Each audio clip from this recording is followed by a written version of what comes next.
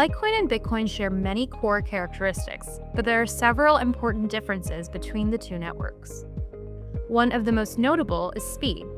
Litecoin produces new blocks approximately every 2.5 minutes, while Bitcoin targets a new block roughly every 10 minutes.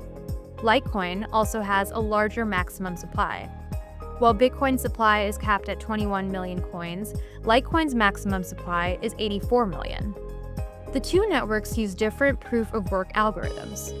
Bitcoin uses SHA-256, while Litecoin uses Script, which was originally designed to be more memory-intensive. As a result, their hash rates aren't directly comparable. Even so, Bitcoin operates at a much larger scale and is often viewed as the most secure public blockchain. Bitcoin also processes more on-chain transactions overall, while both networks currently offer relatively low transaction costs. Looking ahead, some believe Litecoin could continue to serve as a complementary network focused on fast, low-cost payments.